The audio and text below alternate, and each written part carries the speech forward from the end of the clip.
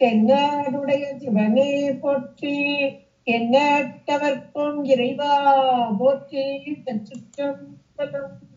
பொய்யான திருமேனி உமிழ்ந்தான மிகமேவும் கழியான வரும் யானை கடல் மரவாமல் அழியாழும் மலத்தூவும் அடியார்கள் உழமாற வழியாகும் வலிதாய வினை கூட நினையாவே.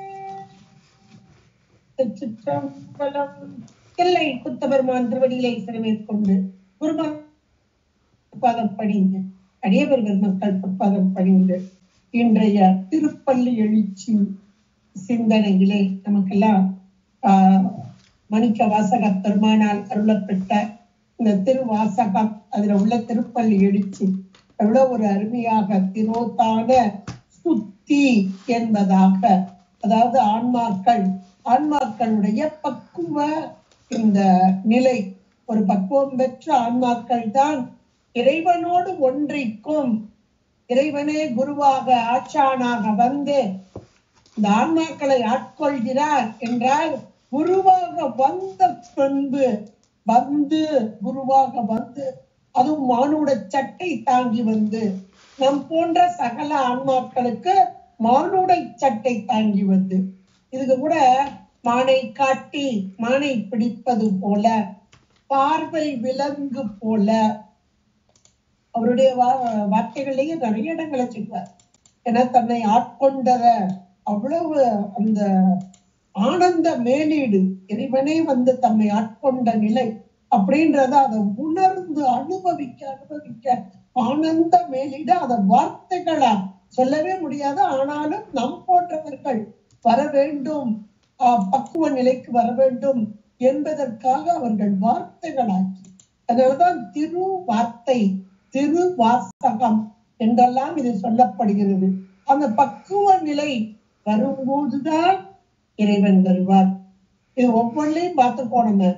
30வது பகுதியெல்லாம் கழுக்குன்ற பகுதியில் குரு தரிசனம். அப்ப குரு எப்ப வருவார் அப்படின்னா, மீண்டும் வராத ஒரு பிறவிக்கு வராத ஒரு நிலை, ஒரு பக்குவ நிலை வந்த போது குருவுடைய தரிசனம். அப்போ இந்த இடத்துல முழுக்க ஆன்மா நல்ல ஒரு மறைப்பு நீக்கம். அது கூட சொல்லுவாங்க, கோழி கூவி முடிஞ்சிச்சா முடிஞ்சு கோழி கூவிச்சாமாங்க. சூரியன் வந்து கோழி கூவிச்சா கோழி கூவி சூரியன் எழுப்பிச்சாமாங்க. சாதாரணமா ரெண்டும் ஒரே நேரத்தில் நிகழ்வது, அட் அ டைம் அப்படிப்போம். அதை நம்ம இந்த பாடல் வரிகள்ல எல்லாத்துலயுமே அழகாக எடுத்து உரைத்திருக்கிற அதுல திருப்பள்ளி எழுத்துல போன பாட்டுல ரொம்ப அருமையாக கூவின பூங்குயில், கூவின கோழி, குருகுகள் எம்பின சங்கம் அப்படின்ற அந்த 2 வரியிலேயே அதிகாலை நேரம் எப்படி இருக்கும். முதல்ல கருன்னு இருக்கிறது, அப்புறம் கொஞ்சம் ஒளி வந்தோடனே கொஞ்சம் செம்மை, அப்புறம் செம்மையும் ஒளியுமாக, அப்புறம் முழுமையாக வெண்மையாக, முழுமையான வெண்மைக்குத்தான் சங்கம், எம்பின சங்கம், அப்புறம் வெண்மையும் செம்மையும் குருகுகளுக்கு, கொஞ்சம் செம்மை வர்றது கோழிக்கு, முழுமையான கருமைக்கு குயிலுக்கு. எவ்வளவு ஒரு அழகான ஒரு வார்த்தைகளை கொண்டு வந்து வச்சு அப்படியே அந்த பக்குவ நிலை, ஆன்மாக்களாகிய நம்முடைய பக்குவ நிலையை அழகாக எடுத்துக்கிறார். அந்த வெண்மையான சங்கு வருதல் என்பது நல்ல இருள் நீக்கம் பெற்று ஒளி வரப்பெற்று இந்த நேரத்தில் தான் குருவாக வந்து ஆட்கொண்டு தன்னையும் தெரிவித்து நம்மையும் தெரிவித்து தன்னை காட்டி நம்மை காட்டி, நானார் என் உள்ளமான இறைவன் ஆண்டிலனே. இறைவன் வந்து ஆட்கொள்ளும் போதுதான் முதல்ல இறைவன் தன்னை காண்பிக்கிறார். இறைவனை தெரிந்தவர்கள், தலைவனை தெரிந்தவர்கள் தான் யார் என்பதையும் உணர்வார். நம்ம இன்னைக்கு உணர்றது வேற. இப்ப சகல ஆன்மாக்குல மலத்தோடு கூடிய நாம நம்மை பற்றி உணர்தல் என்பது வேற கேட்டகரி. யார கேட்டாலும் நீங்க யாருங்க அப்படின்னு கேட்டா நம்ம பேரை சொல்லுவோம், ஊரை சொல்லுவோம், நம்ம வைக்கிற பதவியை சொல்லுவோம், நம்முடைய சுற்றத்தார் பெயரை சொல்லுவோம். இதுதான் நமக்கு தெரிஞ்சது.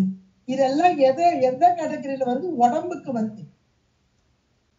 உயிர்னு ஒண்ணு இருக்கு, அந்த உயிர் எப்படி நிலையில இருக்குது அப்படின்னு சொல்றத நம்ம அருளார் திருப்பள்ளி எழுச்சியாக நமக்கு இன்றைக்கு 4வது பாடல்ல மிக அழகாக எடுத்து கொண்டு வர அப்படியே வரிசை, அந்த வரிசையாக அந்த ஆன்ம பக்குவத்தை 10 பாடல்ல, இந்த பதிகத்துல 10 பாடல்ல அப்படியே அழகாக எடுத்துட்டு வர முழுக்க முழுக்க ஆன்ம பக்குவம். இந்த ஆன்மா பக்குவம் அடைந்த நிலையிலே அந்த ஆன்மா எப்படி இருக்கும் என்பதையும் பட்டியல் போடுற 4வது பாடல் அதுதான். 4வது பாடல்ல பக்குவ நிலை அடைந்த ஆன்மாக்கள் அவர்களுடைய நிலை நமக்கு அப்பர் பெருமான் சொல்லும் போது ஒன்று கொல்லாம் அவர்துல 10 கொல்லாம் அடியார் செய்கை அப்படிம்பார். அப்ப 10 கொல்லாம் அடியார்னா அடியார்களுடைய நிலை, அந்த பரிபக்குவ நிலையில இருக்கும் போது அவங்களுக்கு நிலைகள் 10 நிலைகள் அப்படின்னு கூட சொல்லலாம். நமக்கு இவரைய சொல்லியிருக்காரு திருச்சதகத்துல முதல் பாட்டுல மெய் உணர்தல். மெய் உணர்தல்னா 2 வகையா நம்ம போய் பொருள் எடுக்கலாம். மெய் என்பது இறைவனை தவிர மெய் எதுவும் கிடையாது. அப்ப மெய்யை உணர்தல், இறைவனை என்றைக்கு உணர்கிறோமோ அப்போது வெளிப்படும் உடலில் வெளிப்படும் அந்த வெளிப்பாடுகள் தான் முதல்ல கொண்டு வந்தார். இன்னொன்னு மெய்யாகிய உடம்பில் ஏற்படும் வெளிப்பாடுகள்.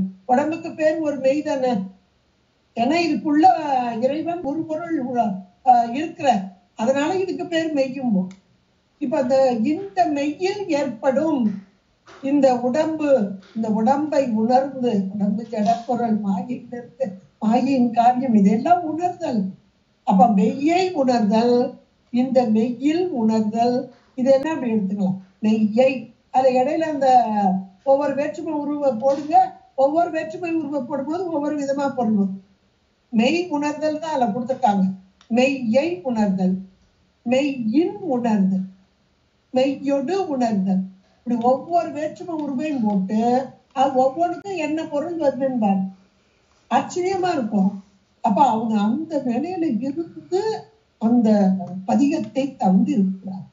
மெய்தான் அரும்பி விதுவிதிர்த்து, அப்ப உடம்புல நடக்கக்கூடிய காரியங்கள் எல்லாம் அதுல பட்டியல் போட்டு அழகா சொல்ற.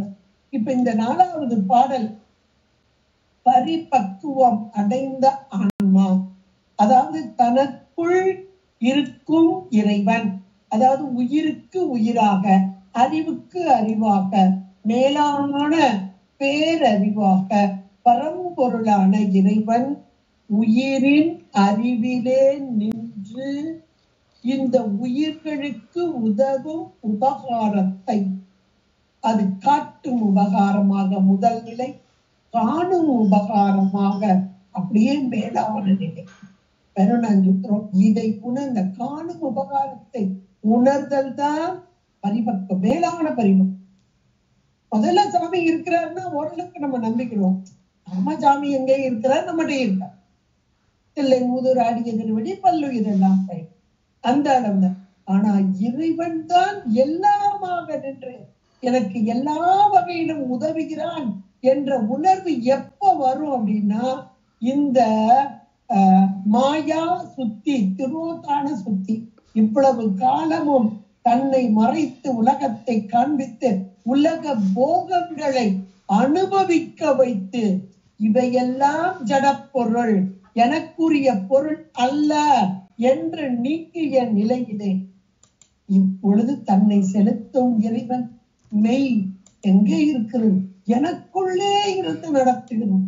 இப்பதான் இந்த உள்நோக்கிய நிலை, உள்நோக்கிய நிலையை நாம் அடையணும். இந்த உள்நோக்கிய நிலைதான் இந்த பரிபக்குவ நிலை. இதுதான் திருப்பள்ளி எழுதல், அதாவது இறைவனை உணர்தல். இதுவாறு உள்ளதா இருக்கிற சுவாமி, அதை உணர்தல் அப்படின்றதுதான் இந்த ஆன்மா நல்ல ஒரு மேலான நிலையை அடைகிறது. இந்த ஆன்ம பக்குவ நிர்ணயம் என்று கூட சொன்னார். திரோதான சுத்தி, அதாவது மறைப்பு ஆற்றல் நீங்கி அருள் ஆற்றல் வெளிப்பட்டு, அருள் தானே இங்க கதிர்களாக வெளியே வருது. காலை நேரத்தில் சூரிய கதிர்கள் வெளிப்பட்டு வரும் நிலை அங்கே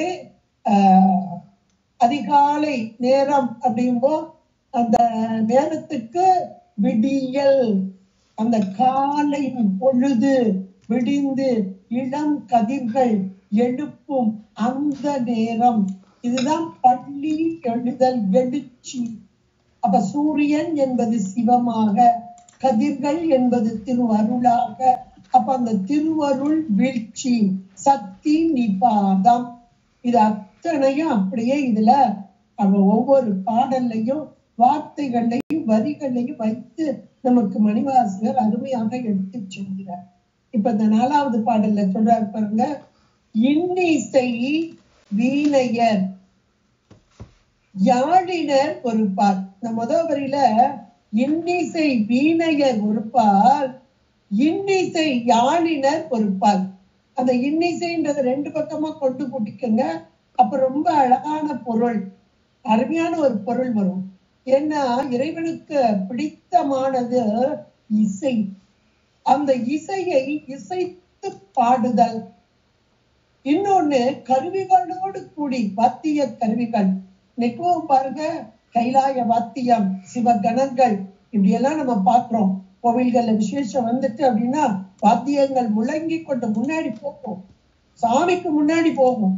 ஏன்னா சாமி இந்த வாத்தியங்களை கேட்டு இறங்கி வந்து அருள் பாலிச்சுட்டு போயிருவார். அவருக்கு பிடித்தமானது இது. ராவணனுடைய வரலாற்றுல நம்ம பாக்குறோம். எப்பேற்பட்ட தவறு செய்தவன், கைலை மலையே பேர்க்க வந்தவன். ஆனால் இசை, அந்த இசையினால் அப்படியே சுவாமி தன்னை மறந்து அவனுக்கு ஏராளமான வரங்களை கொடுத்தார் அப்படின்னா, அப்ப அந்த இசைத்து பாடுதல், அந்த இசைத்து பாடுதல்லையும் கருவிகள் மூலமாக பாடுதல் ஒன்று, வாயினால் பாடும் பாடல் ஒன்று. இந்த வாயினால் பாடுற பாடலும் எத்தனையோ வகையில இருக்கு, நம்மளே பார்க்கிறோம். ஒவ்வொருத்தவங்க அப்படியே ராகம், அதுல கர்நாடக சங்கீதம் போது மேலான ஒரு இசையில இசைச்சு பாடுவாங்க. நம்ம தேவாரங்களை பன்னிசையில, இந்த பன்னிசையில நல்லா பாடும்போது நீ கட்டுட்டே இருக்கணும் போல. அந்த பன்னிசை பாடும்போது தாள கருவிகளோடு, அதற்குரிய தாள கருவிகள், அதனோடு அந்த இசையும் இந்த இசையும் சேரும் போது என்ன மாதிரி இருக்கும், தெய்வீகம் கமலும்.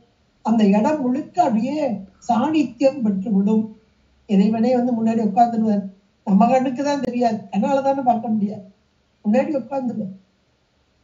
இதையெல்லாம் அப்படியே கண்ணுக்குள்ள கொண்டு வாங்க. இந்த நமக்கு பாடல் 4வது பாடல்ல மணிவாசக பெருந்தகை அப்படியே கொண்டு வர்றார் நமக்கு.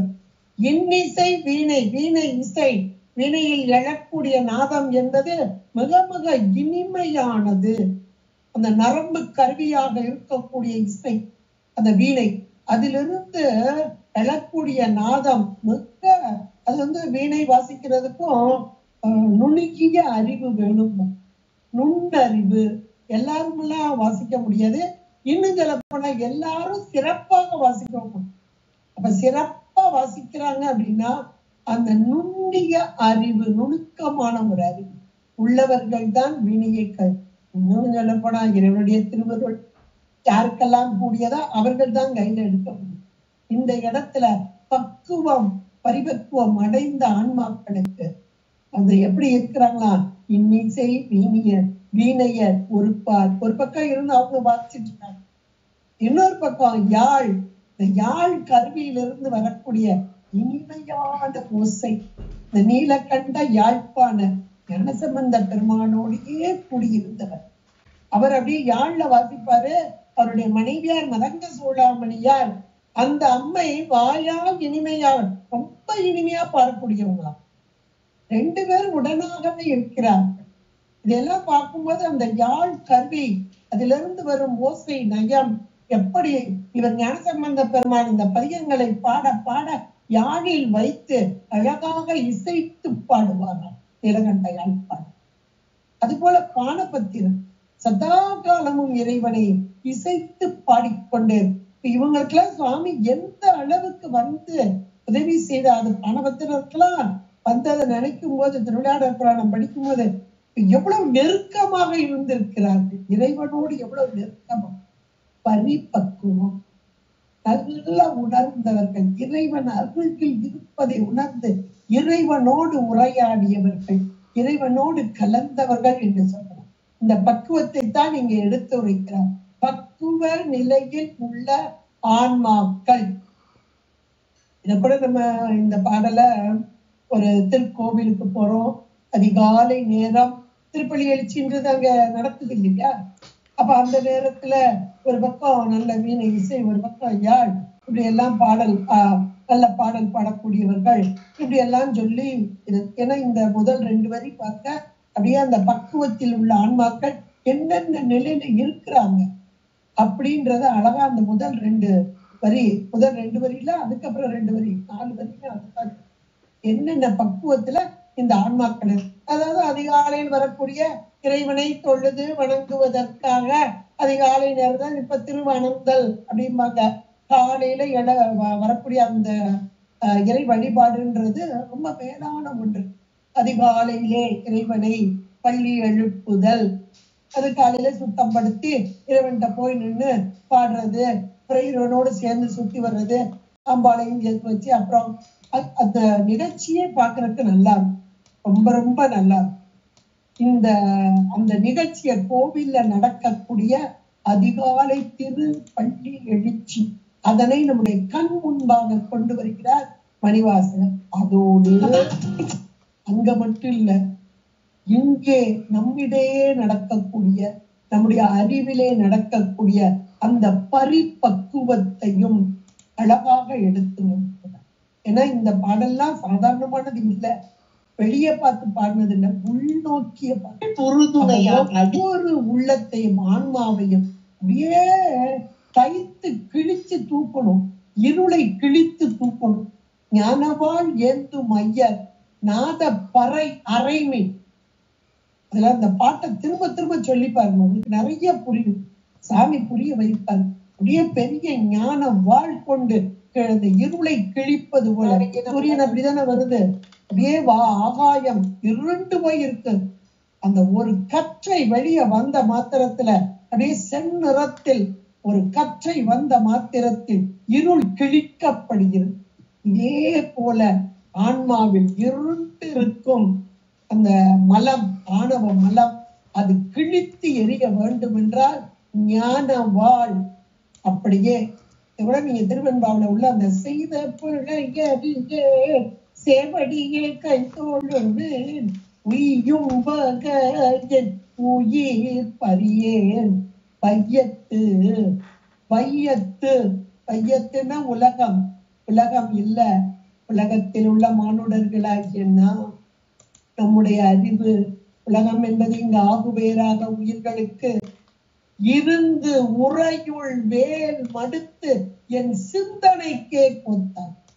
உள்ளுக்குள்ள உரையில கிடக்கிற வாழ் போல எங்க உள்ள இருந்து எங்க உயிருடைய அறிவுல, ஆனா சிந்தனைக்கு கோத்துட்டான் அப்படின்னா உள்ள இருந்து கிழிச்சு அப்படியே தூக்கணும். எவ்வளவு ஒரு அருமையான வார்த்தைகள் பாருங்க. மணிவாசக பெருந்தகையால் அனுபவித்து அப்படியே வெளிப்பாடு, அனுபவ வெளிப்பாடாக வெளிவந்த வார்த்தைகள்.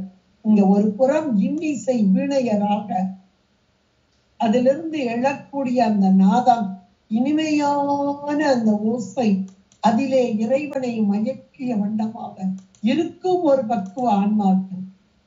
இன்னிசை யாழினர் ஒரு பாலாக, ஒரு பக்கம் யாழெடுத்து இசைத்து பாடக்கூடிய அந்த பரிபக்கமுடைய அந்த ஆன்மாக்கள், அவர்கள் ஒரு புறமாக, இன்னொரு புறம் இருக்கு. இருக்கு ஒடு, இருக்கு என்றால் வேதம், அந்த வேதங்களை இனிமையாக பாடக்கூடிய, அந்த வேதங்களை நல்ல சத்தமா அதை சொல்லும் போதே பாத்தீங்கன்னா அந்தணர்கள்ல எல்லாரும் ஒரே மாதிரி சொல்ல மாட்டாங்க. ஒரு சிலர் அந்த வேதங்களை உச்சரிக்கும் போது அந்த உள்ளுக்குள்ள இருந்து வெளியே வர்ற சத்தம், நாதம் அப்படியே எல்லாருடைய, அது பொருள் புரியாது, நமக்கு பொருள் நமக்கு தெரியாது, அந்த வட சொல்ல இருக்கக்கூடியது. ஆனா நம்முடைய உள்ளங்களை எல்லாம் அந்த வார்த்தைகள் கிழித்து எறிவது போல இருக்கு. அதுதான் இறைவன்.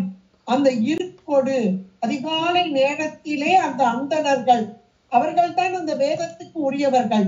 இறைவன் எம்பெருமானால் தரப்பட்ட வேதங்கள் 4. இதுல இந்த இருக்கோடு முதல் ரிக்வேதம் என்று சொல்லக்கூடியது, இந்த 3 வேதங்களையும் பாடுவாங்க. 4 வேதங்களையும் பாடுவாங்க. நம்ம வேதங்கள் திரகி என்றுதான் சொல்லப்படும். இந்த 3 வேதங்களை மிக அழகாக பாடுவார். அந்த அந்தணர்கள் இப்ப யார்கிட்ட வருது? அந்தணர்கள்ட்ட வந்தாச்சு. அந்தணர்கள் என்பவர்கள் இங்கே வேள்வி செய்பவர்கள். வேள்வி செய்பவர்கள், வேள்வி அக்னிகாரியம் செய்யறவங்க தானே, அந்த மந்திரங்கள் சொல்லக்கூடியவங்க. அப்ப அந்த மந்திர உச்சாடனம் செய்து இருக்கொடு அந்த வேதத்தை எல்லாம் சொல்லி இறைவனை புகழ்ந்து பாடிக்கொண்டிருக்கும் அந்தணர்கள் ஒருவர். அடுத்து தோத்திரம். இருக்கொடு என்றால் அந்த வேத மந்திரங்களை உச்சரிக்க பாராயணம் செய்யக்கூடிய அந்தணர். அடுத்து தோத்திரம். அப்ப தோத்திரம் என்பது நாம இப்ப பாடுறோம் பாருங்க, திருமுறை தமிழ் வேதம், அது இருக்கொடு வேதம், இது தமிழ் வேதம். இது இறைவன் மீது கொண்ட அன்பினால் அப்படியே வெளிப்பாடு. பெற்றாகி வெண்ணாகி நின்றால் போற்றி, இப்படி போற்றி போற்றி போற்றி தாயிற்காகி வளர்த்தடை. அதை பாடும் போது உள்ளம் எவ்வளவு களிப்பு, எவ்வளவு ஒரு ஆனந்தம் அடையக்கூடியதாக இருக்கிறது. அப்ப இந்த நிலையிலே தோத்தரித்தல், போற்றுதல், இறைவனை புகழ், இது எங்க இருந்து வருது? அப்படியே உயிரோடைய அறிவிலிருந்து வெளிப்பட்டு வருகிறது. தமிழ் வேதமாக, தோத்திரமாக. இப்ப இவங்களுடைய பக்குவத்துல நீங்க வச்சுட்டே பார்க்கணும் ஒவ்வொருத்தரையா. அங்க மேல வீணை, இவங்களோட யாழு, அடுத்தாப்புல கீழே அடுத்த வரையில வர்றது இருக்கு, இது கண்மம் வேள்வி செய்வது, கண்ம நெறி. அடுத்து தோத்திரம் என்பது அன்பு நெறி. அன்பு, அன்பின் வெளிப்பாடு தானே. அந்த உள்ளுக்குள்ள அன்பு வர வர வர வர அந்த பாடல் போற்றியாக வெளிப்பட்டு இறைவன் செய்யக்கூடிய உபகாரத்தை நினைக்க நினைக்க நினைக்க அது தோத்திரமாக வெளிப்படுதல். அன்பு நெறி. சாமிக்கு கண்ம நெறியும் வேணும், அன்பு நெறியும் வேணும். இது பெருசா இது பெருசாலாம் நம்ம நினைக்க கூடாது, ரெண்டும் வேணும். இந்த பக்குவம் உடையவர்கள் அதுல, இந்த பக்குவம் உடையவர்கள் இதுல. அப்ப அன்பு நெறியிலே தலைப்பட்டு தோத்திரமாக இறைவனை புகழ்ந்து பாடிக்கொண்டிருக்கும் ஒரு பிரிவை சார்ந்தவர்கள் இங்கே இருக்கிறார்கள். தோத்திரம் எம்பினர் ஒரு பால். அப்ப மேல 2 சொன்னாச்சு, கீழே 2 சொல்லியாச்சுல. இருக்கொடு, தோத்திரம், இந்த 2ஐயும் சொல்லியாச்சு. மேல வீணை, ஒரு பக்கம் யாழ் சொல்லியாச்சு. அடுத்து இன்னும் கொஞ்சம் 4 பேரை சொல்றாங்க பாருங்க. அடுத்து 4 பேர் வர்றாங்க. அடுத்து யாரெல்லாம் வர்றா பாருங்க. துண்ணிய பிணை மலர் கையினர் பொறுப்பார். ஒரு கையில பூவெல்லாம் கொண்டுட்டு வர்றாங்க. கோவிலுக்கு போனா சும்மா போக கூடாதும்பாங்க. இறைவனையும் குருவையும் பார்க்க வரும்போது வெறும் கையோடு வரக்கூடாது அப்படிம்பாங்க. அப்ப கோவிலுக்கு போறோம் அப்படின்னா ஏதேனும் கொண்டு போக வேண்டும். அது ஏதாவது ஒரு பூவாவது கொண்டு போகணும் அப்படிமா. இங்க பக்குவம் பெற்ற ஆன்மாக்கள், அதாவது இறைவனை வெளிப்பட வரும் ஆன்மாக்கள் எதை கொண்டு வருகிறார்கள்? பிணை மலர், அதாவது பிணைத்த மலர்கள், ஒன்றோடு ஒன்று இணை. 2 பூ எடுப்போம், பூக்கள் தொடுக்கிறத கொஞ்சம் ஒரு நிமிஷம் யோசிச்சுப்பாங்க. இங்கிட்ட ஒரு பூ, இங்கிட்ட ஒரு பூ, இந்த 2 பூவோடைய காம்பையும் ஒன்னா வச்சு இருக்க கட்டு, இதுதான் பிணைத்தல். இந்த பூக்கள் கட்டுறதுலயே பாத்தீங்கன்னா நம்ம முருகநாயனார் அவருடைய சரித்திரத்தை எடுத்து பாருங்க. 6 வகையா, அதுவும் 6 கால பூஜைக்கு எந்தெந்த கால பூஜைக்கு எப்படி சாத்த வேண்டும், எந்த மலர்களை சாத்த வேண்டும், அந்த மலர்களையும் எப்படி சாத்த வேண்டும். அதான் அந்த பிணைத்து கட்டிய பிணையல், தொடுத்து கட்டிய தொடையல், கண்ணி, தலையில வைக்கிற அந்த கண்ணி, மாலை, இப்படி ஒவ்வொரு 6 வகையா கட்டுவாங்க. நீர்ப்பூ, நிலப்பூ, இதெல்லாம். அப்ப இவர்கள் பிணை இங்க கொண்டு வர்றாங்க. பிணை மலர், 2 மலர்கள் ஒன்றோடு ஒன்று சேர்ந்து இருக்க கட்டப்பட்டிய மலர்களை கையில் ஏந்தி கொண்டு வருகிறார்கள். இது சரியை தொண்டு. முதல்ல கண்ம நெறி பார்த்தோம், ஒரு பக்கம் மேல பார்த்தோமா, இருக்கொடு தோத்திரம், அன்பு நெறி பார்த்தோம். இங்க சரியை நெறி சொல்லப்படுகிறது. கையில் மலர்களை கொண்டு அன்போடு வருகிறார்கள் ஒரு புறமாக. இன்னொன்னு, இந்த பிணை மலர்னு ஒரு வார்த்தை கொடுத்தார். சாதாரண மலர்கள் அப்படி சொல்லலாம், ஆனா பிணைத்து கட்டப்பட்ட மலர்கள் என்றால் ஆன்மா. ஏன்னா வெளிய பார்க்கறது அத்தனை உள்ளுக்குள்ள வச்சுதான் அவர் சொன்னார். வெளிக்காட்சியை நமக்கு கொண்டு வர்றார். ஆன்ம அறிவு. ஆன்மா ஒரு அறிவு பொருள், ஆனால் சிற்றறிவு. இந்த ஆன்ம அறிவிலே ஒரு பேரறிவு ஒன்று உள்ளே இருக்கிறது, நமக்கு தெரியல. இந்த தெரிகிற நேரம் வந்துட்டு எந்த நேரம்? இந்த திருப்பள்ளி எழுச்சி நேரத்தில் அதிகாலை நேரம், திருவோத்தானம் சுத்தி அடையும் நேரம். இந்த நேரத்தை நமக்கு கொண்டு வந்தார், அப்படி கண் முன்னாடி காமிக்கிறார். உயிருடைய பக்குவத்தையும் சேர்த்து காமிக்கிறார். இதோ இந்த சீவான்மா பிணைத்து கட்டப்பட்டிருக்கிறது, சிவத்தோடு கட்டப்பட்டிருக்கிறது. அந்த கட்டப்பட்டது என்றைக்கு உயிர் உண்டோ அன்றைக்கே இந்த இறைவனும் அங்கேதான் உண்டு. அத்துவித கலப்போடு இருக்கிறது, பிரியாமல் இருக்கிறது. ஆனால் நமக்கு உணர்வு என்பது எப்ப தெரியுது? இப்ப இந்த திருவோதான சுத்தியில தான் தெரியுது. இன்னும் சொல்ல போனா இறைவன் தன்னை காண்பித்துதானே என்னை காண்பிக்கிறார். என்னுடைய அறிவு சிற்றறிவு. நான் என்னால் எல்லாம் நினைத்துக் கொண்டு எல்லாம் அந்த பேரறிவு செய்கிறது என்பதை உணரும் நேரம் இந்த நேரம், இந்த அதிகாலை நேரம் என்பது இதை உணர்த்தும் வண்ணமாக இந்த சீவ ஆன்மா இந்த சிவத்தோடு பிணைத்து கட்டப்பட்டு கையினர் பொறுப்பார். இதோ இப்போது உணரும் காலம். பிணை மலர் கையினர். கையினர் என்ற போது வெளிப்பட்டு தோன்றும் நிலை. இப்போது தன்னுடைய அறிவு எவ்வளவு, இத மாணிக்கவாசகர் அடுத்த என்னையும் ஒரு வார்த்தை அந்த கடைசி வரைக்கும் முதவரி சொல்லுவார். அப்ப ஒன்றுமே பக்குவம் இல்லாத என்னையும் ஆட்கொண்டானே அப்படின்னு சொல்வார். ஒவ்வொரு இடத்துலயுமே சொல்வார். அப்ப நமக்கெல்லாம் இன்னும் பக்குவம் வராத காலத்தில் கூட இறைவன் உடனாக இருந்து ஒவ்வொரு வகையிலையும் பக்குவத்தை நமக்கு தர வேண்டும் என்றுதான் ஒவ்வொரு காலத்தில் நமக்கு புரியல. துன்பம் வந்த போது எதற்கு என்று புரியவில்லை. இந்த இரும்பு நல்ல சுடப்படும். அப்ப இந்த இரும்பு ஐயோ நம்மளை இப்படி வாட்டுறாங்களே வதைக்கிறாங்களே என்று நினைக்குமா? ஒரு நாள நினைக்கலாம். நம்மள மாதிரி இரும்பா தான் நினைக்கும், ஐயோ நமக்கு இவ்வளவு கஷ்டம் வருதே வருதே வருதே நினைக்கும். ஆனா அந்த துன்பம் எதுக்கு? புடம் போடுதலுக்கு, இந்த நெருப்பு தன்மை ஆக்குவதற்கு. இன்னும் சொல்ல போனா நீங்க தங்கத்தை எடுத்துக்கலாம், இரும்பையா எடுப்பாங்க, தங்கத்தை எடுத்துக்கோங்க. புடம் போடுதல் அப்படின்னு மிளிறுதல், அந்த மிளிர வைக்கணும் அப்படின்றதுக்கு தானே அப்படி செய்யறாங்க. அது முதல்ல தெரியாது. மிளிர்ந்து அழகாக இருக்கும்போது ஆகா என்ன அழகா இருக்கு, முதல்ல இந்த தங்கம் தானே எப்படியோ இருந்தது என்றெல்லாம் உணரும் அந்த உணர்வு. இந்த இடத்துல துண்ணிய பிணை மலர் கைகளில் எடுத்து கொண்டு வரக்கூடிய அந்த பிணை மலர் சிவான்மா, இந்த சிவத்தோடு ஒன்றி இருக்கும் அந்த நிலை, பக்குவ நிலை சொல்லப்படுகிறது. பொறுப்பால் இந்த மக்கள்ல ஒரு வகையாக இங்கே சொல்லப்படுகிறார். அடுத்து ஒருத்தர் வர்றார். எப்படி இருக்கா? வரிசையா ஒவ்வொருத்தருடைய பக்குவத்தை, எல்லாரும் ஒரே மாதிரி இல்ல, எல்லாருடைய பக்குவம் ஒரே மாதிரி இல்ல. அன்மாக்களுடைய உயிர் அறிவு என்பது மலத்தால் கட்டப்பட்டு இருக்கிறது. அந்த மலக்கட்டு என்பதும் எல்லோருக்கும் ஒரே விதமாக அல்ல, ஒவ்வொருவருக்கும் ஒவ்வொரு விதமான மலக்கட்டு. அப்ப அந்த ஒவ்வொரு மலக்கட்டும் ஒவ்வொரு விதமாக இறைவன் வந்து ஒவ்வொருத்தருக்கும் ஒவ்வொரு விதமா வந்துதான் நீக்கிறார். அது ஒரு பக்கம். இப்ப இந்த இடத்துல அழகா அந்தந்த பக்குவத்தை எப்படி எல்லாம் இப்ப பக்குவப்பட்டு நிக்கிறாங்க இந்த ஆன்மாக்கள் அப்படின்றத நமக்கு பட்டியல் போடுறார். அதுலதான் துண்ணிய பிணைமலர் கையினர். இது நீங்க சரியை பக்கத்துல எழுதிக்கலாம், இருக்கோடு தோத்திரம் கிரியைன்னு எழுதிக்கலாம். எம்பினர் ஒரு தோத்திரம் இருக்கோடு அப்படின்னும் போது அங்க கண்ம நெறி போட்டுக்கலாம். அப்புறம் தோத்திரம் எது அன்பு நெறி போட்டுக்கலாம். அப்ப 3 நெறி இங்க வந்துட்டா சரியை வந்துட்டா. அடுத்தாப்புல தொழுகையர், தொழுகையர் ஒருத்தர் கமா கொடுக்கங்க, அழுகையர் ஒருத்தர், துவழ்கையர். 3 கேட்டகரி கொண்டு வர 3 வகையான ஆன்மாக்கள் இங்கே காண்பிக்கப்படுகிறது. தொழுதல். அப்ப தொழுதல் அப்படின்னா என்ன பொருள் அப்படின்னா, இறைவனை வந்து நாம் வணங்குகிறோம்.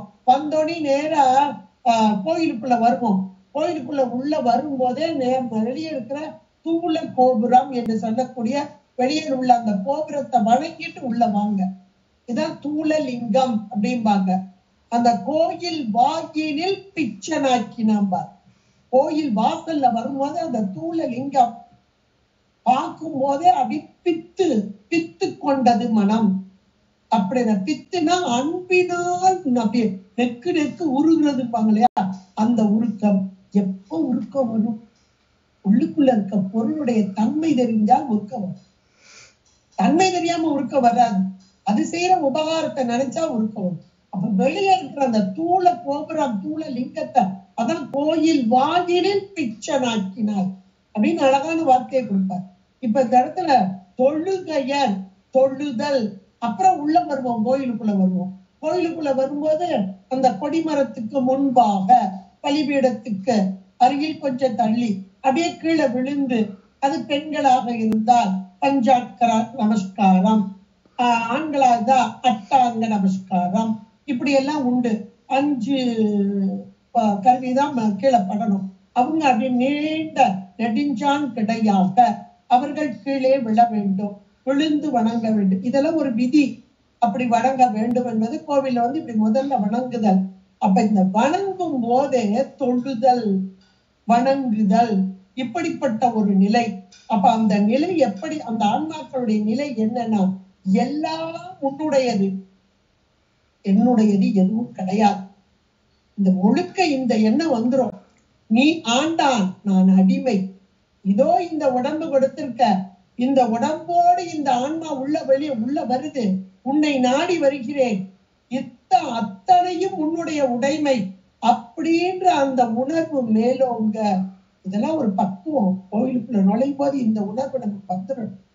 தொழுதல், இந்த தொழுதல், இப்ப கைகளை நம்ம இப்படி வச்சு தொழுவோம். ஒவ்வொருத்தரையும் ஒவ்வொரு நமஸ்காரம் பண்ணான்னு சொல்லுவாங்க. இப்படி கரமலர் மொட்டித்து தொழுதல் போது இதுதானே, கை அப்படி கூப்புறது. கரமலர் மொட்டித்து, இப்படி மொட்டித்து வரும்போதே ஹிருதயம் அப்படியே மலருதல். ஹிருதயம் என்றது உள்ளம், உள்ளம் என்பது உள்ள உயிரோடைய அறிவு. அந்த அறிவுக்கு அறிவாக இருக்கும் இறைவன் வெளிப்பட்டு தோன்றுதல். அவ்வளவுதான். இந்த மலர்களால் அப்படியே அர்ச்சித்தரணும். அப்ப முழுக்க போய் கடந்துட்டோம் அப்படின்னா, உள்ளுக்குள்ள வெளியே வரும்போது அங்க கும்பிட்டு உள்ள இருக்கிறது இழகிரும். பித்து கொள்ளணும். உள்ள பலிபீடத்துக்கிட்ட விழுகும் போது உன்னுடைய உடைமை, அடிமை நான், அடிமை. இந்த உடல் உடைமை உனக்கு, இந்த உயிர் அடிமை. உயிர் என்பது அடிமை, உடல் என்பது உடைமை. உன்னுடைய உடைமை பொருள், உடையாய் நீ என்ற உணர்வு. இதுதான் தொழுதல். அப்படியே விழுந்து வணங்குதல், அந்த தொழுகைய. அப்ப என்ன ஒரு நிலை பாருங்க. இதுதான் ஆன்ம நிவேதனம் என்று சொல்றது. சாமிக்கு கொடுக்கிற நிவேதனம் அப்படியே கொடுத்துடுறது. இந்த இடத்துல நான் இல்லை, எதுவுமே எல்லாம் நீ அப்படின்ற நிலைமை. இப்ப இந்த இடத்துல குலைத்த பத்தத்துக்கு போட்டுக்கோ, குழைஞ்சிருது இல்லையா. அன்றைய இந்த நாவியும் உடலும் உடைமை எல்லாமும் ஒன்றே அணையா என்னை ஆட்கொண்ட போதே ஒன்றிலையும். அந்த நிலை, இந்த பக்குவ நிலை. கோயிலுக்குள்ள போகும்போது இந்த நிலைதான் நமக்கு வரணும். அந்த சாஸ்திராங்கமா அந்த நமஸ்காரம் பண்ணும்போது இது வந்துடும். அப்ப சாமிக்கு உடனே அடிமை ஆக்கியாச்சு. தொழுகையர், இப்படி ஒருத்தர் தொழுதல். இப்ப இந்த முதல் தொழுதான் சொல்றோம். இன்னும் உள்ள எல்லாரும் அடியார்கள்லாம் வணங்கிட்டு கருவறைக்களை போகும்போது அந்த தொழுகை இருக்கே, அது மேலான தொழுகை. இப்ப உள்ளதா லேசாதான் வந்திருப்போம், கொடிமத்திட்டதான் வந்திருப்போம். அடுத்தாப்புல இந்த அடியார்கள்லாம் பார்க்கும்போது, அதுலயே அடியார்களையும் பார்க்கும்போது வெளி பிரகாரத்தை முதல்ல சுத்தணும்னு அடிக்கடி நான் சொல்லியிருக்கேன். வெளி பிரகாரத்துல என்ன இருக்கு? நந்தவனம் இருக்கு, தோட்டம் இருக்கு, பூக்கள் இருக்கு, இலைகள் இருக்கு. இந்த பூக்கள் இலைகள் எல்லாம் இறைவனுக்கு சமர்ப்பிக்கப்படுகிறது. இறைவா, இந்த ஆன்மா உனக்கு என்றைக்கு சமர்ப்பணமாகும்? இந்த உணர்வோடு அந்த உணர்வு மேலீடு வரணும். இந்த பூக்கள் எல்லாம் இன்றைக்கு மலர்ந்து இருக்கிறதே, இன்னும் சிறிது நேரத்தில் உனக்கு சமர்ப்பிக்கப்படுகிறது. இதோ இந்த ஆன்மாவை நீ என்றைக்கு எடுத்துக் கொள்வாய், என்றைக்கு உன்னோடு சேரும் அப்படின்ற உணர்வு. இதுதான் இங்க சொல்லப்படக்கூடிய உணர்வு. இறைவனோடு ஒன்றித்து கலந்து நிற்கும் நிலைமை. இதுதான் தொழுதல். இந்த தொழுகும் போது இந்த உணர்வு வரணும். எதையோ நினைச்சு இது வேணும் அது வேணும் சுத்துறது, இதெல்லாம் முற்றுங்க. ஏன்னா சாமி உடம்பு கொடுத்திருக்கிறார், இந்த உடம்புல உணர்வு கொடுத்திருக்கிறார், அந்த உணர்வுல இறை அறிவு, இறை ஞானம் கொடுத்திருக்கிறார். இதையெல்லாம் உணர்ந்தா இறைவனுக்கு எல்லாம் தெரியும். நமக்கு அடுத்து என்ன செய்யணும்னு அவனுக்கு தெரியும், நமக்கு தெரியாது. நாம நினைத்து எதுவும் நடக்காது. இறைவன் எதை நினைக்கிறானோ அதை இந்த உடம்பின் மூலமாக இந்த ஆன்மாக்கு நடத்தி கொண்டே வருவார். அப்ப இறைவனை தொழுத மாத்திரத்திலே முதல் பிரகாரம் அப்படி தொழுதுட்டு வரணும், உள்ள வரணும். உள்ள வரும்போது அடியார்கள் எல்லாம் இருப்பாங்க. ஆகா, அடியாருக்கு அடியார் ஆகும் நான் என்னாலோ, இந்த அடியார்களுக்கு அடியார் ஆகும் நான் என்னாலோ. இவர்கள் எல்லாம் இறைவனை கண்டவர்கள், இறைவனோடு கலந்தவர்கள். அடியேனும் கலக்கும் நான் என்னாலோ என்று கசிந்து உருக வேண்டும். அவங்கள சுத்தி வரும்போதே கண்ணீர் அப்படி ஓடணும், உள்ளம் கசிஞ்சு ஓடணும். இதுதான் தொழுதல். அப்புறம் அவங்கள சுத்தி வந்துட்டு கருவறைக்குள்ள போகணும். கருவறைக்குள்ள போகும் போதே நந்திய பெருமானை பார்த்து ஞான பரம்பொருளான ஞான ஆச்சானை வணங்கி, ஞான குரு இல்லை என்றால் திரும்ப அடைய முடியாது. ஞான குருவே என்னை இந்த திருவிடம் சேர் என்று ஞான ஆச்சாரியரிடம் விண்ணப்பித்து கொண்டு உள்ளே நுழைய வேண்டும். உள்ளே நுழையும் போது அம்மை அழகாக சிரித்துக் கொண்டிருப்பார். இதோ உன்னை கொண்டு போய் இறைவனிடம் சேர்ப்பேன், திரு அருளாக. இதுதான் திருப்பள்ளி எழுச்சி. தொழுதலின் மேன்மை இதுதான். அம்மை அப்படியே அந்த ஒரு சிரிப்பு, அழகான சிரிப்பு. இதுகாரும் உனக்கு உலகத்தை காண்பித்தேன், உலக இன்பத்தை கொடுத்தேன், இனிமேல் உனக்கு சிவானந்தத்தை சிவபோகத்தை ஊட்டுவேன் என்று அம்மை சொல்ல, அவளுடைய சிரிப்பை பார்த்து தொழுது வணங்கி அந்த திருவடியிலே கண்ணீர் மல்கி தொழுது பின்பு அவள் மூலமாக சிவத்தை அடைகிறது. இதுதான் தொழுகையர். இப்படிப்பட்ட நிலையில் உள்ள ஆன்மாக்களை நமக்கு கண் முன்பாக படம் போட்டு காண்பிக்கிறார் மணிவாசன். இந்த தொழுகும் நேரத்திலே வரும் ஒன்று, இந்த தொழுகையர் ஒருபுறம், அடுத்து அழுகையர் ஒருபுறம். அழுதல், அழுதால் உன்னை பெறலாமே என்றார். அந்த ஏகாரம் அது தேற்றைய பிரிநிலை ஏகாரம் ஒண்ணு, தேற்ற ஏகாரம் ஒண்ணு, நிகழ்ச்சி குறிப்பு ஒண்ணு, எல்லாம் இருக்கு. நம்ம எப்படி எடுக்கணுமோ எடுத்துக்கலாம். ஆனா எங்களுக்காக பெறலாமேனா பெற முடியாதும்பாங்க. ஏன்னா வெறுமனே வரக்கூடிய அழுகையால் பெற முடியாது.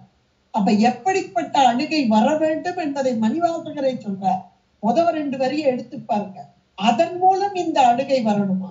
எப்படிப்பட்டது? யானே பொய், என் அன்பும் பொய், என் நெஞ்சும் பொய்.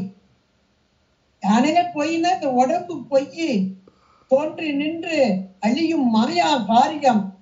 என் நெஞ்சு, நெஞ்சு என்பது இங்க உயிர், அது மெய்ப்பொருள் தானே.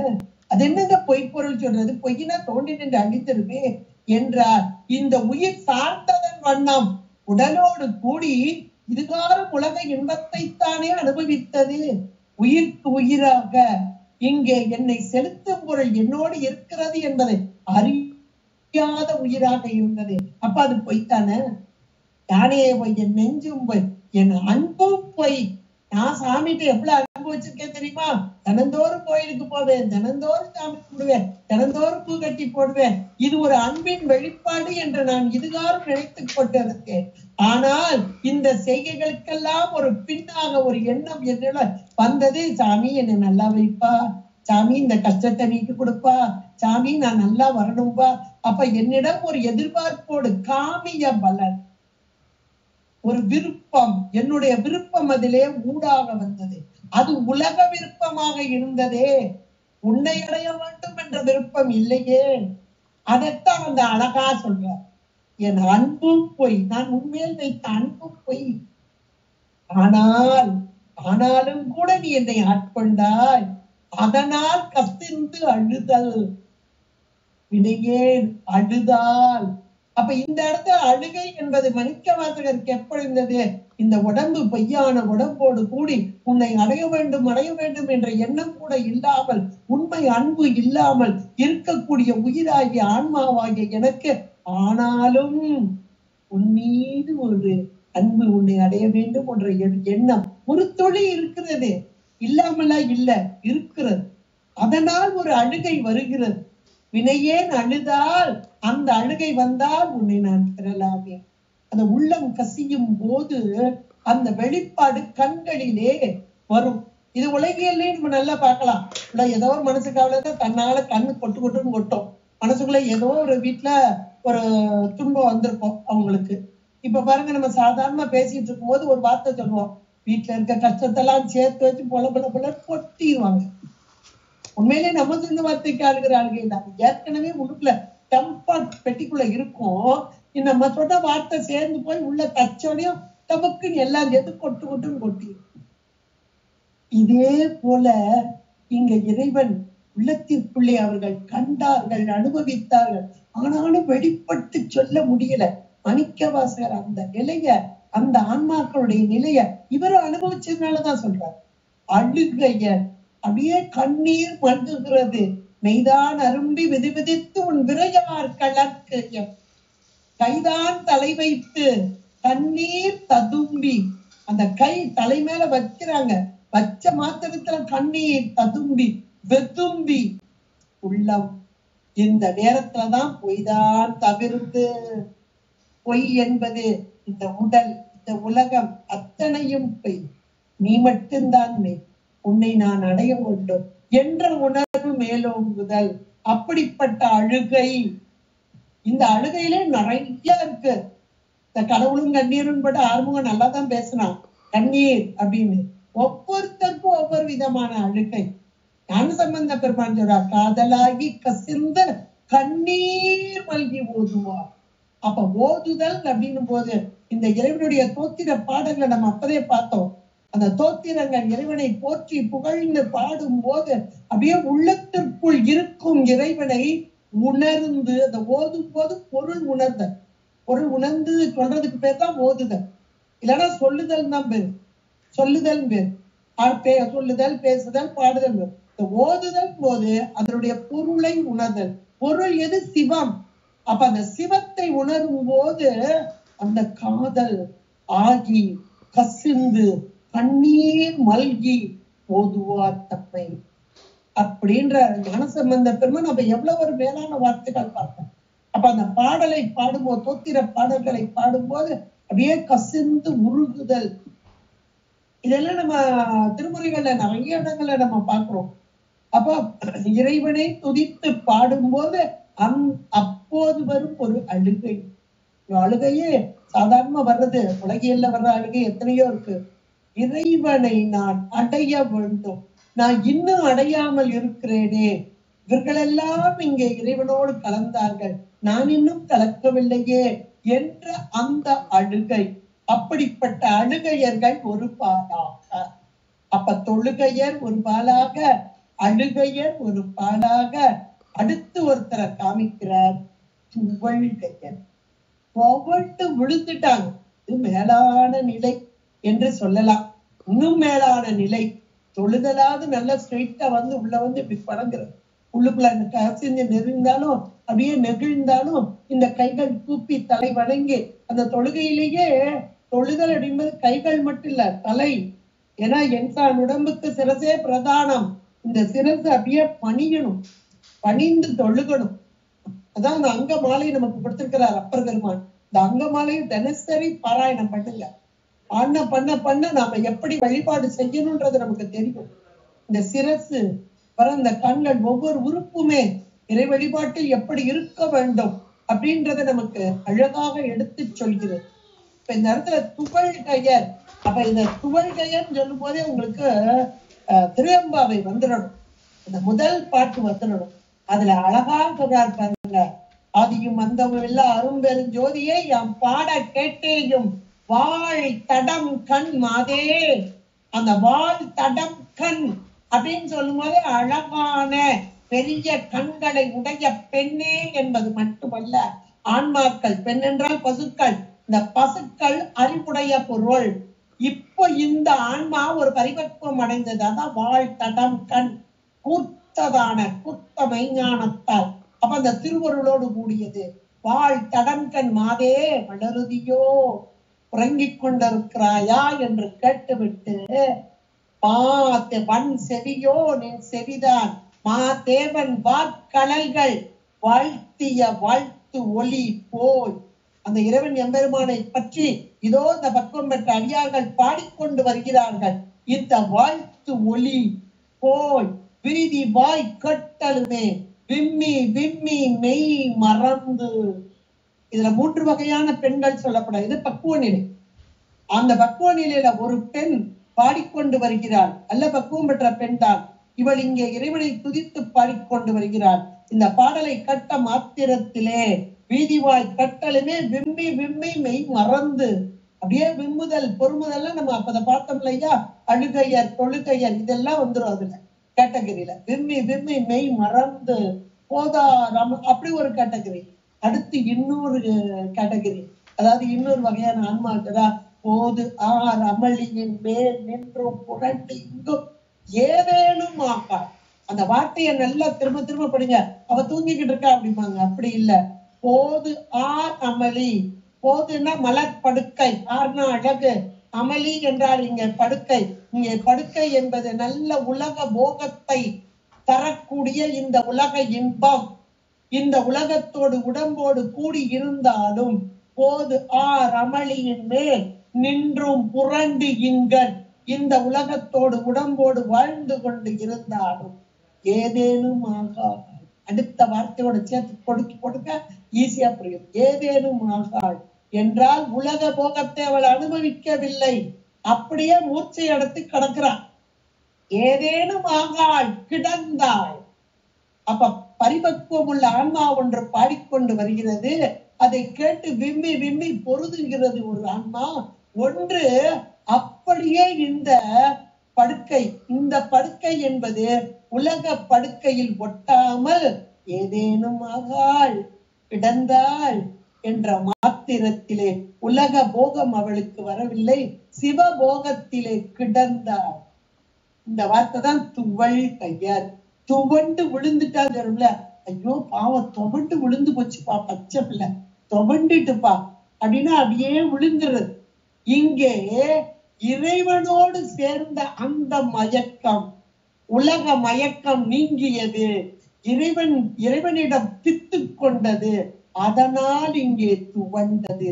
துவள்கையர் 3 கேட்டகரி, மேல ஒரு கேட்டகரி, 4 பக்குவ நிலை. இப்படிப்பட்ட ஆன்மா. அதுக்கு மேல 2 வரி. அதுல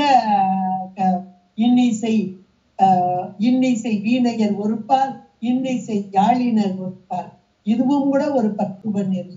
வீணை வாசிப்பது ஒரு பக்குவம், யாழ் வாசிப்பது ஒரு பக்குவம். அப்ப இந்த உயிர்கள் ஒவ்வொரு வகையான பக்குவம். அந்த பக்குவ நிலையை அடைந்த ஆன்மாக்கள் இருக்கும் அதிகாலை நேரம். இந்த கோவிலையும் வச்சுக்கோங்க, திருப்பள்ளி எழுச்சி நடக்குதுன்னு வச்சுக்கோங்க, இதுல இருக்கக்கூடிய இந்த கேட்டகரி எல்லாம் வச்சுக்கோங்க. இதோட ஆன்மாக்கள் உயிர்கள் எத்தனை வகையாக இருக்கிறார்கள். இத்தனை வகையும் இப்போது பரிபாகம் அடைந்து கொண்டிருக்கிறது. அதிகாலை நேரம் அந்த இளம் சூரிய கதிர்கள் இங்கே பூமியிலே விழுந்து ஆகாயத்திலே முதலை விழுந்து ஆகாயத்தின் இருளை எல்லாம் கிழித்து அங்கே ஒளியை பரப்பிக் கொண்டிருக்கிறது. இதையெல்லாம் சேர்த்து இப்படியே வச்சுக்கணும். இங்க ஆகாயம் என்பது உயிரின் அறிவு. இந்த அறிவிலே இறைவன் அப்படியே ஒளிக்கற்றையை வீசுகிறார். ஒளிக்கற்றை எங்கே வந்து விடுகிறது? ஆகாயம் என்ற உயிரின் அறிவிலே. இந்த ஒளிக்கற்றையைத்தான் தசாங்கத்திலே வான் புறவி யூரும் மகிழ்ந்து என்பார். வான் புறவி மகிழ்ந்து ஊரும். எதற்காக? இந்த திருவருள் என்ற அந்த கீற்று அறிவின் ஒளி, ஞான ஒளி உயிர்களின் மீது பட்ட போது உயிர்கள் உண்மை ஞானத்தை அடைந்து மேலான இன்பத்தை அடைவார்கள். அதுலயும் மகிழ்ந்து வருதா சார், மகிழ்ந்து ஊரும். ஊர்தல் அப்படியே சாமி இந்த உயிர்களுடைய அறிவுல எப்படி இருக்கிற இறைவனுக்கு பிடித்தமான வாகனங்க புரவி, அது வான் புரவி. ஆகாயம் என்று சொல்வார்கள். அந்த ஆகாயம் எங்கே இருக்கிறது? சித்தாகாசம், தகராகாசம், உயிரின் அறிவு. அப்ப இருளான உயிர் அறிவிலே இருந்து உள்ளிருந்து ஞான வாளை அப்படியே வெளிக்கொண்டு வருகிறது. அதுதான் அங்க ஞானவாள் எந்து மையர், அந்த இருளை கிழிப்பதற்காக. இதுதான் அங்க கொண்டே வெண்பாவளையும் சேர்க்கணும். சிந்தனைக்கே கொத்தான் உறையுள் கிடந்து சிந்தனை. இப்படி ஒன்னா நீங்க கூட்டுனீங்கன்னா இறைவன் எப்படிப்பட்டவன், எங்க இருக்கிறார், எதை செய்து கொண்டிருக்கிறான். அப்ப திருப்பள்ளி எழுச்சி என்பது எது? ஆன்ம அறிவு, பக்குவம் பெற்ற ஆன்ம அறிவு அப்படியே ஆகாயமாக விளங்கி தோன்ற. இதெல்லாம் நமக்கு சாமி கொண்டு கொடுத்துருவார். இவ்வளவு கருத்துகளையும் உள்ளடக்கியதான இந்த வார்த்தைகள். இப்படி அடுத்து இன்னும் சொல்றார் பாருங்க, தொழுகையர் அழுகையர் துவள்கையர் ஒருபார். தொழுதல் ஒண்ணு, அழுகையர் ஒருவர், துவள்கையர் ஒருவர். அடுத்து சென்னியில் அஞ்சலி, இங்க மேல கூப்பிட்டாங்க. அப்ப இதுகாரும் இந்த உடம்போடு கூடி வழிபாடு செய்து செய்து ஆதாரத்தோடு கூடி வழிபாடு செய்து, இந்த ஆதாரம் உயிருக்கு இங்கே ஆதாரமாக இருப்பது இந்த உடம்பு. இந்த உடம்பு நான் அல்ல என்று உடம்பை நீத்து இந்த துவாத சாந்தம் என்ற இந்த பெருவழிக்கு வந்த பெருமக்கள். இது மேலான ஹைலைட். சென்னியில் அஞ்சலி இந்த இடத்துல கூப்பிட்டாங்கன்னா இந்த இடத்துக்கு அப்படி ஆன்மாவோடு பொருந்தி நிற்க. ஆன்மா அறிவில் இருக்கும் இறைவன் இதுகாரும் உடலுக்குள் இருந்து அப்படியே அவத்தைகளாக மேலும் கீழுமாக சென்று இந்த உயிரோடைய அறிவுல தான் சாமி இருக்கிறான். அப்படி இருந்து இந்த உயிர்களுக்கு விளக்கத்தை அப்படியே தரக்கூடிய இறைவன் இப்ப அந்த உடல் எனக்குரியது அல்ல என்று உணர்ந்த பக்குவம் பரிபக்குவம் அடைந்த ஆன்மாக்கள் ஆதாரத்தை விட்டு வெளியே சென்னியில் அஞ்சலி கூப்பினர் ஒருவர். இது மேலான ஒன்று. மேலான நிலைக்கு கொண்டு வந்துட்டார். மணிக்கவாசகர் கொண்டு வந்துட்டார், நம்மையும் சேர்த்து கொண்டு வந்துட்டார். சென்னியில் அஞ்சலி கூப்பினர் ஒரு பால் என்று கொண்டு வந்துட்டார். அப்படிப்பட்ட பக்குவம் உள்ள ஆன்மாக்கள் இருக்க இப்படியெல்லாம் இருக்கிறாங்கிறார். இருக்க திருப்பெருந்துறை உரை சிவனே என் குருவாக வந்தது. திருப்பெருந்துறை என்ற தலத்திலே இறைவன் எம்பெருமான் குருவாக வந்து நின்ற அந்த தன்மையை இங்க எடுத்து காட்டி பெருந்துறையாக நம்மையெல்லாம் கரையேற்றும் வண்ணமாக பெருந்துறையாக திருப்பெருந்துறை உரை சிவனே, உரை என்ற இறைவனே, எம்பெருமானே, சிவபெருமானே அப்படின்னு இறைவனை விழித்து என்னையும் அப்படியே அண்டர்லைன் பண்ணிக்கோங்க. விபூதி கொண்டு போட்டார். என்னையும் என்றார். ஒன்றுக்கும் பற்றாத என்னையும். இன்றைக்கு இந்த நூல்லாம் கையில எடுத்து நாம அப்படியே பாராயணம் பண்ணி சிந்திச்சு கேட்டு சிந்தித்து தெளியும் நிலையை நமக்கு கொடுத்திருக்கிறார் என்றால் மணிவாசகர் அவருடைய நிலையவே சொல்றார். என்னையும், ஒன்றுக்கும் பற்றாத என்னையும் ஒரு பொருளாக கொண்டு ஆண்டு கொண்டு. இறைவன் ஆண்டு கொள்ளவில்லை என்றால் நாம் ஒன்றையும் அறிய முடியாது. அதிலையும் பெத்த காலத்திலே உலக இன்பத்தை தரும் இறைவன் என்பதை நாம் உணரவில்லை. இதே முக்தி காலத்திலே இறை இன்பத்தை சிவபோகத்தை தரும் இறைவன் என்பதையும் நாம் உணர முடியவில்லை. ஆண்டு கொண்டு. அப்ப ஆண்டு கொண்டு என்ற மாத்திரத்திலே உயிர் அறிவிலே இருந்து நடத்தும் இறைவன், காட்டும் உபகாரமாக காணும் உபகாரமாக அப்படி செய்யும் இறைவா உன்னை உணரும் தன்மை. அப்படிப்பட்ட ஆண்டு கொண்டு இன் அருள் புரியும். இன் அருள் அந்த மேலான திருவருள். முதல்ல திரோதான சக்தியாக இருந்த உலகோகத்தை தந்த இறைவா இப்பொழுது திருவருள் வீழ்ச்சி சத்தினி பாதம் பெற்ற பக்குவம் உடைய இந்த ஆன்மா அப்படி பக்குவம் பெற்றதால் இன் அருள் திருவருள் வீழ்ச்சி பெற்றதால் இன் அருள் புரியும் எம்பெருமான் என்னுடைய தலைவன், இந்த உயிர்களுக்கெல்லாம் மேலான தலைவனாக இருக்கும் எம்பெருமான் இதோ பள்ளி எழுந்து அருளாயே. எவ்வளவு ஒரு அருமையான வார்த்தைகள் பாருங்க. இதெல்லாம் ஒன்னொன்னா கொண்டு கூட்டி நம் போன்ற ஆன்மாக்களையும் பக்குவப்படுத்த வேண்டும். என்னையும் என்று அவர் மணிவாசகர் சொன்னார் என்றால் அது பக்குவம் பெற்ற ஆன்மா. ஆனால் இன்றைக்கு நம்மையும் வைத்து பார்க்க வேண்டும். என்னையும் ஒன்றுக்கும் பற்றாமல் எதையெதையோ நினைந்து கொண்டு எதையெதையோ இதுவே இன்பம் என்று உழன்று கொண்டிருந்த என்னையும் இன்றைக்கு இந்த நூல்களை படித்து சிந்தித்து கேட்டு தெளியும் வண்ணம் வைத்த இறைவா எம்பெருமானே. கையில இந்த நூலை எடுக்கும் போது இதெல்லாம் ஞான நூல். இதை கேட்டல் சிந்தித்தல் நேரத்தை பார்த்தோம் சித்தியார்ல. கேட்டு சிந்தித்து தெளிதல் இதெல்லாம் மேலான நிலை, ஞானத்தின் படிநிலைகள். இப்படி என்னையும் கொண்டு வந்து வைத்தாயே, என்னையும் ஆண்டு